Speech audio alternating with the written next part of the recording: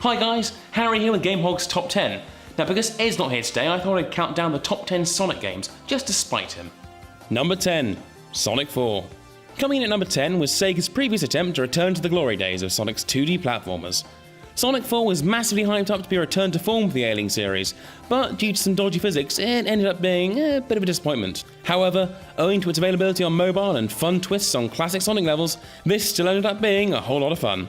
A sequel featuring Metal Sonic helped confirm this. Number 9. Sonic Spinball. Now, I know what you're thinking. A pinball game made it to number 9? What the hell, GameHog? But our reasoning for this is sound. Sonic Spinball combined all the best elements of a pinball game with some of the best Sonic troops, such as collecting rings, destroying badniks, and getting Chaos Emeralds. Forming a loose plot where you were tasked with bringing down Robotnik's fortress made of pinball defense machines, yep, you can't make that up, this game was still a lot of fun, and a nice new twist on the series. Number 8. Sonic Heroes. So, it's no secret that the 3D Sonic games have had somewhat of a poor reception, but one of the games that really nailed the formula was Sonic Heroes. The game saw you pick a team of 3 Sonic characters, each with their own special abilities. You could switch between these characters at any time, allowing you to focus your attention on a particular objective, like attacking enemies or flying to a new area. Whilst a tad repetitive, the fast-paced game was really entertaining and managed to capture the flow and feel of the original games. Number 7. Sonic Advance 3. The Sonic Advance series was a woefully underrated series in my opinion. Released on the Game Boy Advance, the series pushed the bounds of what the handheld console could do, recreating a console experience on a much smaller scale. The series fared well, and it was the third game where it really reached its high point. The game saw you choose a character for the whole Sonic cast, as well as a sidekick to help you progress through the levels, accessing different sections on each playthrough. This allowed for endless replayability. Number 6. Sonic Generations. Another controversial choice, the recent Sonic Generations saw an interesting twist on the series, where in a bizarre plot twist Sonic falls through time itself, meeting with a classic version of himself. You would then play through classic levels from Sonic history from both Sonic's perspectives, in classic 2D and then also 3D. Although again a tad repetitive, it captured what we all loved about the classic games and served as a nice tribute to the series, evoking a strong sense of nostalgia from the earlier games. Here's hoping the upcoming sequel, Project Sonic, can improve on this. Number 5. Sonic the Hedgehog. Placing at number 5 on our list, it's the game that started it all.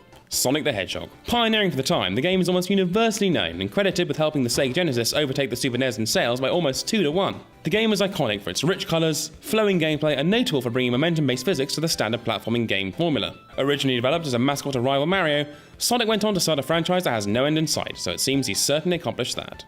Number 4. Sonic CD. Sonic CD was one of the best received Sonic games of all time, and was launched on what was arguably not the best received console of all time, the short-lived Sega CD. The game was notable for introducing the iconic antagonist Metal Sonic to the series, as well as Sonic's girlfriend Amy Rose. What really made this game stand out though was the time travel mechanic, which saw you able to travel to either a good or bad future, depending on how the game had been played previously. Surprisingly deep there, Sega, well played. Number 3. Sonic 2. Released in 1992, the inevitable follow-up to Sonic the Hedgehog built on its predecessor in a number of ways, the most notable being the introduction of Miles Tails Prower, a fox with the uncanny ability to fly.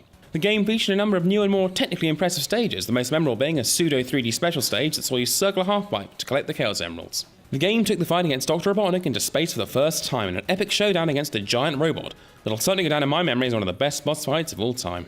Number 2.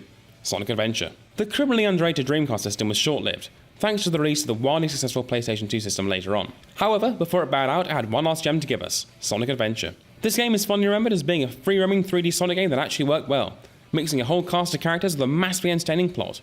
Featuring multiple objectives, the game had great scope and you were never short on things to do. Sonic Adventure went on to become the best-selling Dreamcast game of all time and by far the most memorable 3D Sonic game, unless you count the infamous Sonic 06. And speaking of Sonic 06, at number 1 it's...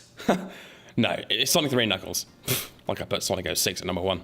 Yes, this iconic game would in my mind always serve as the pinnacle of the series, bringing in everything that made the series great into one beautiful game that has yet to be topped. Playing as any of the 3 main casts, each with their own special abilities, you travel through a whole world of different levels, the breadth and scope of which was vastly impressive, not to mention the various special stages. Whilst technically released in 2 parts, the use of a lock-on cartridge allowed these 2 games to be played as one epic experience, one that I play over any of the modern games any day of the week. Thanks for watching guys, I hope you enjoyed that. If you did, please do subscribe and like the video.